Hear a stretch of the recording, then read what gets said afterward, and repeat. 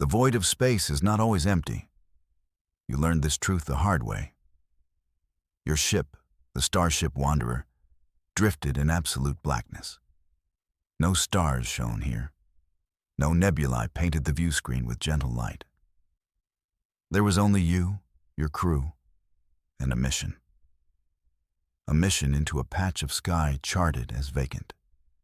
An impossible signal had called you to this place. It was a whisper from a silent corner of the galaxy. A single, repeating pattern that no known star science could explain. Your science officer said it was a ghost, a data echo from a long-dead probe. He was a cheerful man who loved simple answers. You wished you could believe him. But the signal was too clean. It was too deliberate. It felt like a note in a bottle, tossed into a cosmic ocean. Now you were here to see who sent it. The mood on the bridge was tense. Every screen showed the same thing. Nothing. Just an endless, starless night. It was the kind of quiet that gets under your skin.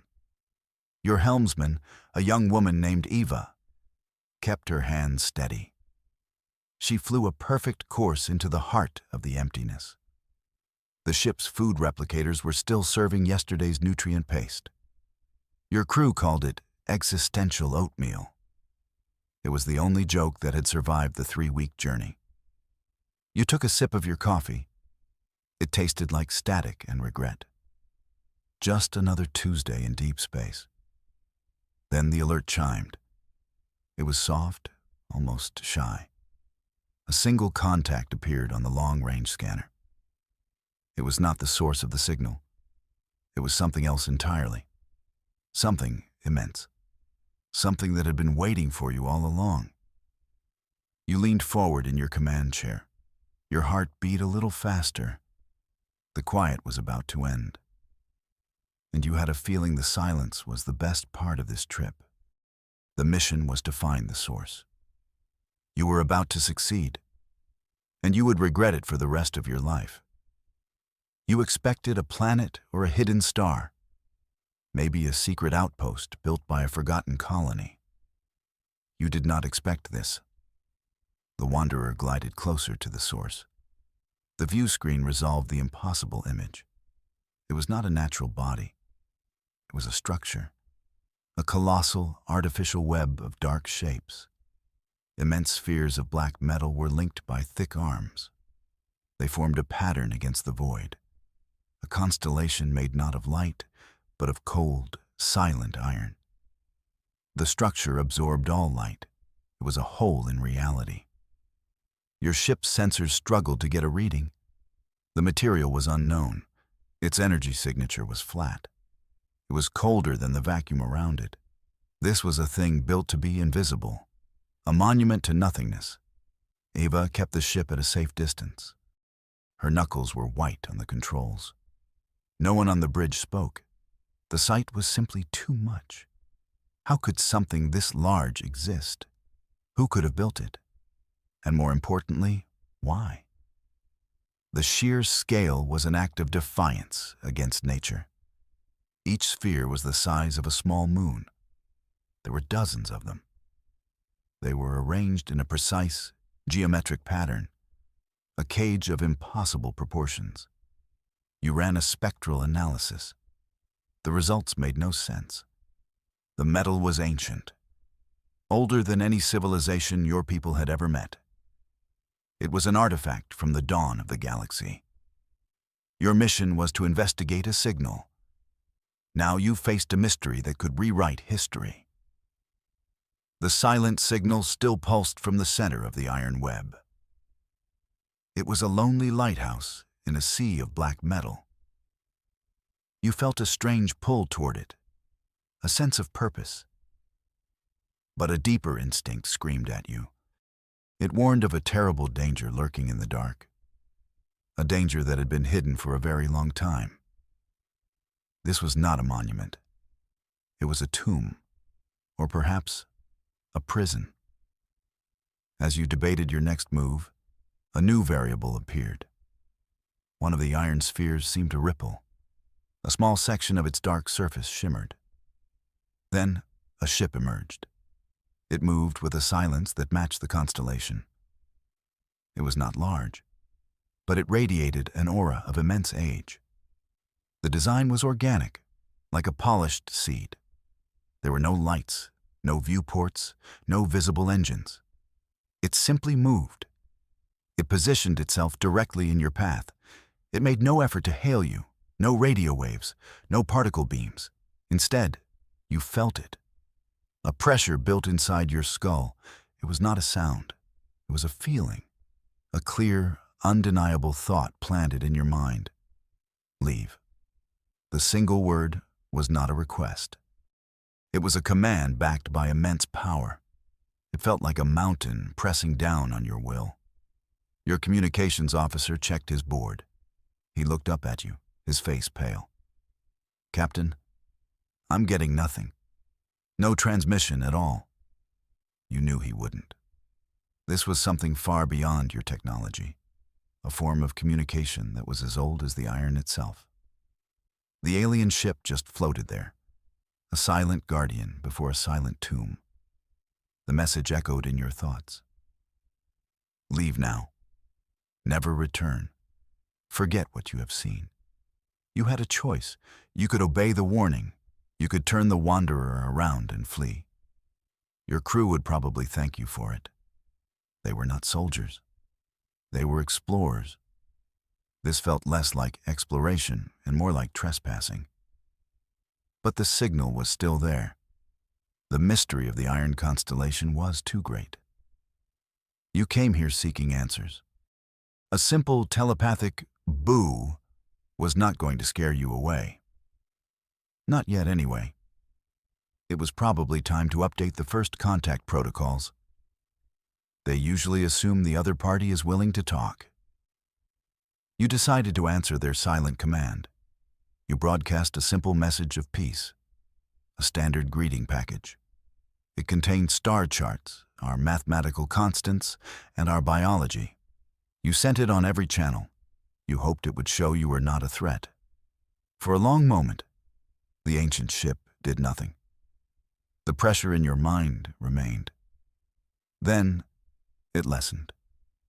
A new thought replaced the first one. It was not a word. It was an invitation. The alien vessel turned slowly. It moved toward one of the massive iron spheres. A section of the sphere's surface dissolved. It revealed a docking bay large enough for a cruiser. The small ship entered. The invitation was for you, and you alone. Your crew protested. To beam over alone was against every rule. It was a risk you had no right to take. But you knew it was the only way. This was a personal meeting. You stood on the transporter pad. Your security chief gave you a final, worried look. "Sir, are you sure about this?" You gave him a small nod. "Someone has to ask them if they have better coffee." He did not laugh. You dematerialized. You reformed in a new place. The air was cool and smelled of ozone and dust. You were in a vast, empty chamber. The only light came from glowing lines on the floor. In the center of the room stood a single figure. He was tall and impossibly thin. His body was wrapped in flowing, dark robes. His face was long and etched with lines of great age. He was the source of the mental command. He was the guardian of this place. He looked at you with eyes that held the weariness of galaxies. His voice entered your mind, not as a single word, but as a flow of pure understanding. "You should not have come." He introduced himself not with a name, but a title. He was the Elder Ones, and he had a story to tell. A story of a galactic terror locked away inside the iron spheres around you. The Elder Ones led you from the docking bay. You walked through silent, cavernous hallways. The walls were the same cold iron as the exterior. There was no art, no decoration, only function. This was a place built for a single, grim purpose. You reached a large chamber with a single chair. He did not offer you a seat. He simply began to speak. His thoughts flowed into your mind, painting pictures of a time long past, a time before humanity had even left its home world. He told you of a great civilization. They were called the Forerunners. They were masters of star science and energy. They had built wonders across thousands of star systems. Their power was immense. Their wisdom was profound. They were the architects of peace, the guardians of life. For millions of years, they watched the galaxy flourish, until the day the enemy arrived, the terror that now slept within these iron walls. The Elder Ones projected an image into your mind, a memory of a golden age shattering into pieces. The Forerunners had faced many threats. They had defeated invaders and calmed stellar storms. But this was different. This enemy could not be reasoned with. It could not be fought with conventional weapons. It was a plague that threatened to consume everything. The Forerunners fought with all their might. Their great fleets were reduced to dust. Their beautiful worlds were stripped bare. They were losing. They knew they could not win. So they made a choice, a terrible, final choice. If they could not destroy the enemy, they would contain it. They would build a cage so strong it could never be opened. They gathered the last of their resources. They channeled the entire power of their civilization into one final act. They built this place, the Iron Constellation. It was their final gift to the galaxy, a sacrifice to ensure that other, younger races might live. They willingly ended their own great civilization to build this cage. And then they were gone. You stood in the cold, silent room. The weight of the Elder's story pressed down on you. The Forerunners had sacrificed everything. They had built the ultimate prison. But you were here. Your presence meant something had gone wrong. You asked the question that burned in your mind. Why did you receive a signal? Why would a prison send out a beacon? The Elder Ones turned his ancient eyes toward you. A feeling of deep sorrow flowed from him. The signal was not a call for help. It was part of the lock, an ancient, automated system designed to maintain the cage. For millions of years, it had pulsed inward. It was a constant pressure that reinforced the containment fields, a heartbeat that kept the monster asleep. But over the eons, the system had begun to decay. The signal had weakened. It had started to leak outward into the void, a faint echo of its former power. That echo is what you followed. Your ship, the Wanderer, was not designed for this. It was a vessel of exploration. Its systems were designed to seek, to analyze, to understand. When you arrived, your ship's scanners had automatically engaged. They had latched onto the strange signal. They had tried to decipher it, to handshake with it.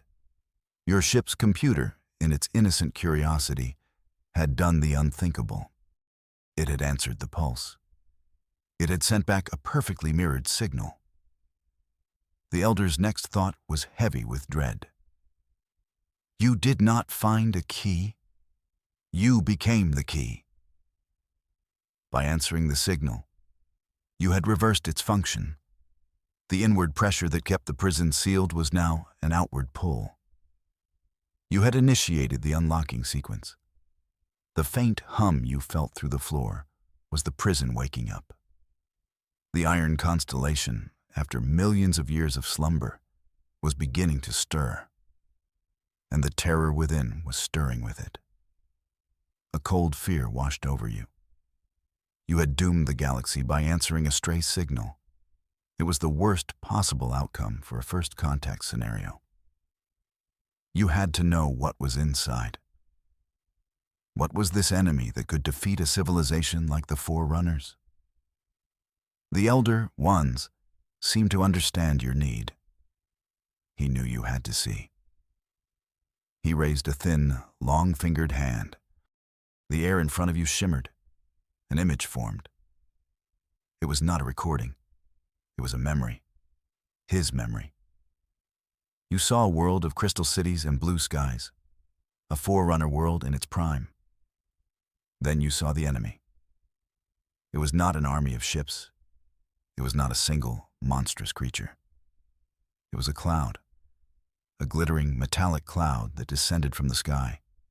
It moved with a terrible, unified purpose. As it swept over the beautiful cities, they simply dissolved. The metal of the towers, the glass of the domes, it all broke down. It was absorbed into the growing cloud. This was the swarm, a plague of self-replicating nanomachines. Each one was a microscopic engine of destruction. They consumed all metal. They devoured all energy. They broke down organic life for its raw elements. The cloud was a gray tide of hunger. It stripped planets bare in a matter of hours. There was no defense against it. You could not shoot a cloud. You could not bomb a fog of machines that rebuilt themselves instantly. The image shifted. You saw a forerunner fleet engage the swarm.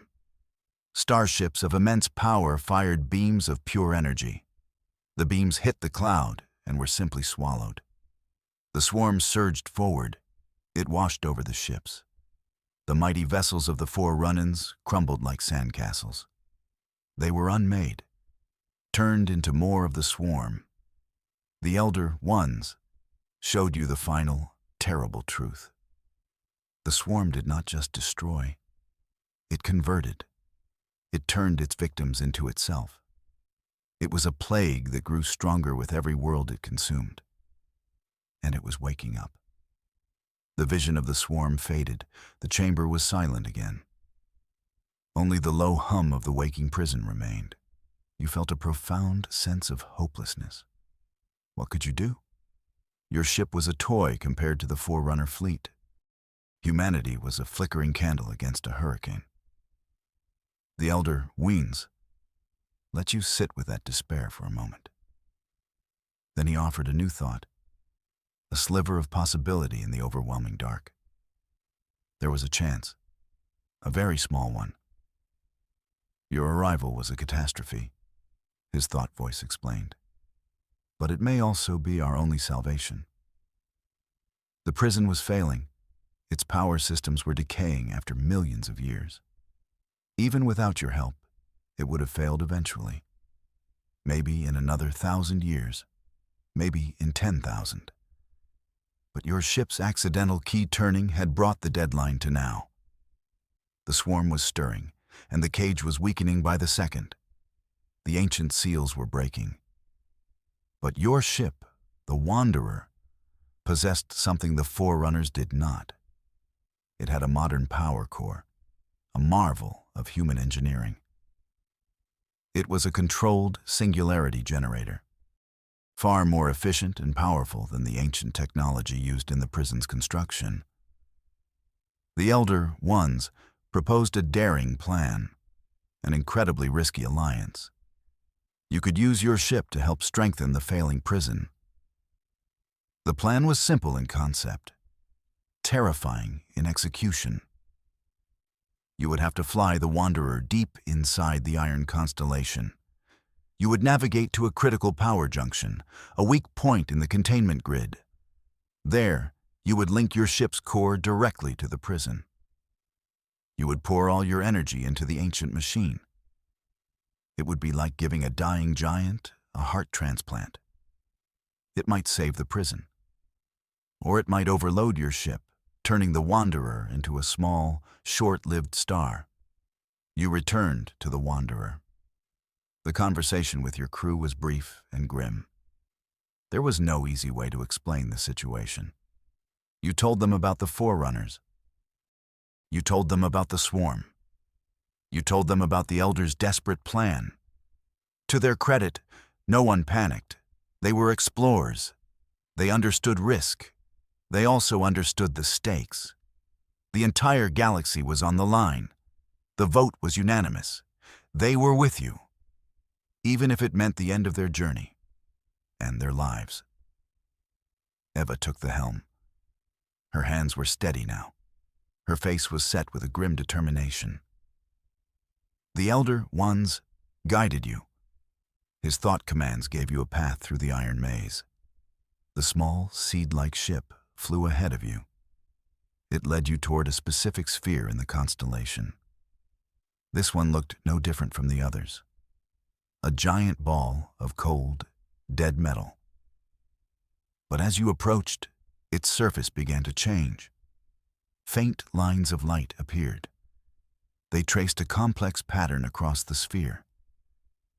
These were the power conduits, the veins of the ancient prison, and they were glowing with a sick, hostile energy. The prison was fighting to keep its inmate contained. But it was a losing battle. The light flickered.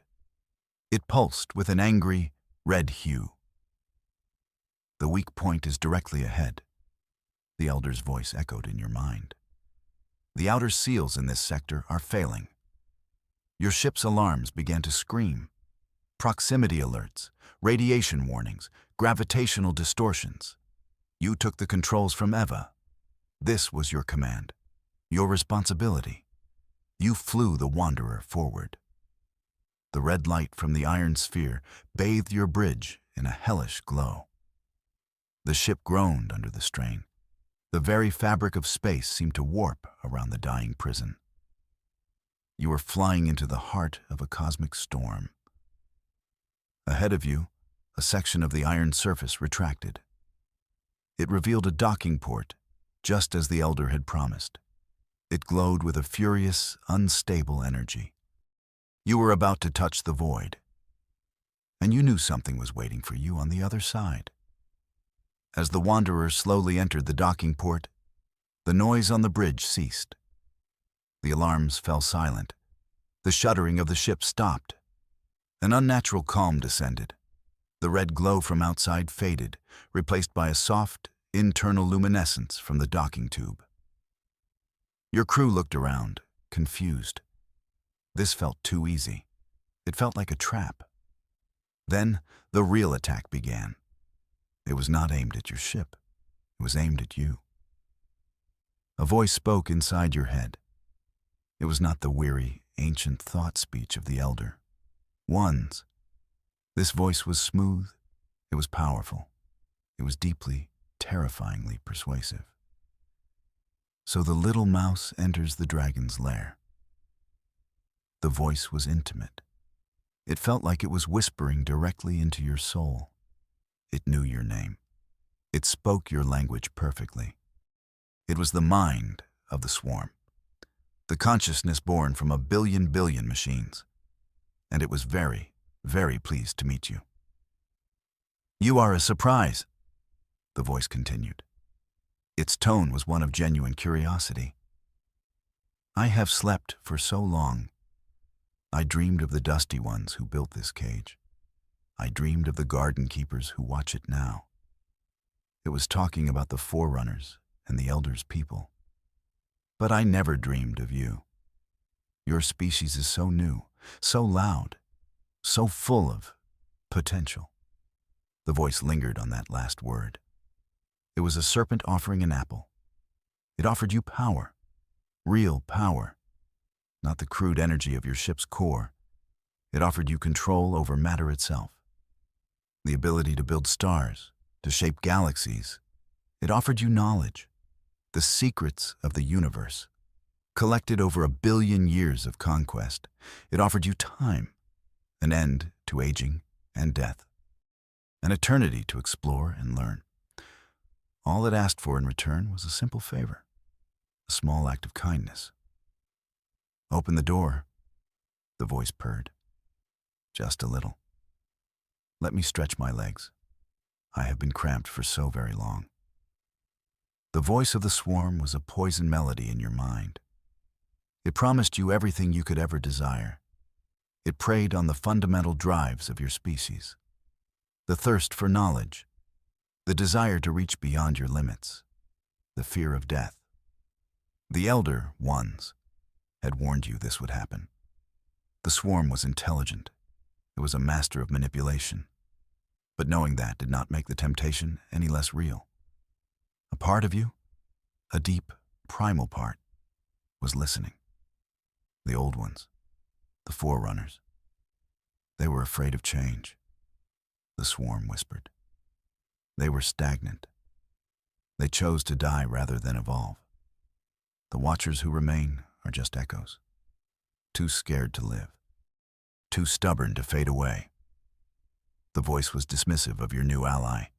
It painted the elder ones as a relic, a fossilized guard clinging to a forgotten duty. But you are different. Your kind burns so brightly. You live with such passion, such ambition. The swarm had never encountered humanity before. This was a new element in its ancient game. It had consumed countless species. All of them had reacted in predictable ways. They had fought with force. They had run in terror. They had begged for mercy. No one had ever shown up by accident. No one had ever tried to plug their ship into the prison wall. Your arrival was an anomaly, a variable the swarm could not fully compute. And that made you interesting. It made you a potential asset or a unique threat. Imagine what we could achieve together, it urged. Your spirit and my substance. We could remake the universe. We could end all conflict. We could bring about an age of true perfection. All you have to do is turn the key. Your ship is already in the lock. Just turn it. Set us both free. The offer hung in the silence of your mind. It was a perfect temptation. A siren's call promising a utopia built on the bones of the old galaxy. You had to fight it. You had to remember the images the Elder had shown you. The gray tide that consumed worlds. This was not evolution. It was annihilation. You pushed the swarm's voice away. You focused on the mission, on the faces of your crew, on the grim reality of the situation. You had to reinforce the prison, not open it. As you focused, another signal touched your mind. It was not the powerful voice of the swarm. It was not the weary guidance of the Elder. It was something else. Faint, fragmented, like a chorus of ghosts. These were the whispers of the past. As your ship connected to the prison systems, you gained access to its data logs. You were seeing the final messages of the forerunners. They were not grand speeches or historical records. They were personal logs, the last thoughts of the people who had sacrificed themselves to build this cage. Holographic images flickered on your view screen. You saw a forerunner engineer. Her face was smudged with grease and streaked with tears. She spoke to a recording device. "The outer shell is complete," she said, her voice trembling but firm. "We are diverting the last of our world's energy into the containment field." She looked away from the recorder, at something beyond its view. "My children, I hope you understand. I hope you live in a galaxy that is safe, a galaxy that never knows the name of the swarm." The image faded. Another took its place. A forerunner commander on the bridge of his warship. His ship was crumbling around him. "We are the final line," he stated, his voice calm amidst the chaos. "We will hold them here as long as we can. We give our lives so that the cage may be sealed." He drew a ceremonial weapon, for a future we will never see. The recordings were everywhere, thousands of them, millions of them. Voices of soldiers, scientists, artists, and parents. Each one a story of sacrifice. Each one a testament to their fading hope. They were not stagnant, as the swarm had claimed. They were heroes. Their final whispers strengthened your resolve. You would not let their sacrifice be in vain. You owed them a debt. The ghosts of the forerunners gave you the strength you needed. You pushed the Wanderer deeper into the docking port. The final connections were made. Your ship was now a part of the ancient prison. The Elder Ones guided your mind. He showed you the path through the prison's internal network. You were not just plugging in a battery. You had to navigate a labyrinth of energy conduits. You had to reach the very heart of the machine. You left the bridge of your ship. You donned an environmental suit. You stepped out into the prison itself. The corridors were immense. They were designed for beings far larger than yourself. The scale was humbling. You were a microbe in the body of a dead god. You followed the glowing pathways on the floor. The air hummed with a power that made your teeth ache. The whispers of the forerunners seemed to follow you. They urged you onward. After what felt like an eternity, you reached your destination. You entered a chamber of truly impossible size. It was a perfect sphere. Its walls were a swirling mosaic of energy and light. You were standing on a narrow walkway that extended into the center of the vast space. At the heart of the sphere hung the prison's core. It was not the swarm itself. The swarm was a distributed consciousness, spread throughout the constellation. This was its power source, its anchor. It was a core of terrible light, a contained singularity, writhing and twisting like a captured beast. It beat with a slow, malevolent pulse, a dark star at the center of a metal world. This was the heart of the prison, the place where the battle between containment and freedom was at its most raw. The light from the core was mesmerizing. It was beautiful and horrifying at the same time. The swarm's voice returned, louder now. You see? You see the power I command? It can be yours. Just reach out and take it. You stood on the narrow causeway. The heart of the prison beat before you. The voice of the swarm echoed in your head. But the Elder's voice cut through the temptation. The connection is ready, he projected into your mind. Your ship's core is synchronized. We can begin the energy transfer. A surge of hope filled you. The plan was working. You could reinforce the cage. You could stop this. But the Elder's next thought was heavy. It was filled with a sorrow that mirrored the Forerunner's sacrifice. The final transfer cannot be automated, he explained. The energy feedback is too unpredictable. The system requires a conscious mind to regulate the flow. Someone must remain here, at the heart of the prison. They must manually trigger the final seal. A cold understanding washed over you. This was the final price. The plan needed one person to stay behind, to become a permanent part of the machine, to ensure the lock held forever. It was a one-way trip. A final, terrible burden. The Elder Ones could not do it. His ancient body was too frail to withstand the energy surge. His people were the guardians of the exterior. They were the watchers on the wall. They could not abandon their post. The choice fell to you, to your crew. Someone from the Wanderer had to make the ultimate sacrifice. Someone had to be the final key in the lock. You looked back the way you came. You thought of your ship, of Eva at the helm, of your science officer and his cheerful, simple answers. You thought of your whole crew. They had followed you into the dark. They had trusted you. You could not ask one of them to do this. The burden of command had led you here. The final burden was yours alone to bear. You sent a message back to your ship. A final order. Evacuate. Now. You told them to take the Elder's ship. To go. To live. You would finish this. Your crew protested. Their voices flooded your communicator. They begged you to come back, to find another way. But there was no other way. You shut down your comms. You needed silence for what came next. The voice of the swarm roared in your mind. It sensed its defeat. It thrashed against its mental chains. It screamed promises and threats. You ignored it. You walked to the control panel at the end of the causeway. It was a simple interface, a single, waiting handprint scanner. The Elder's voice was a calm presence beside you.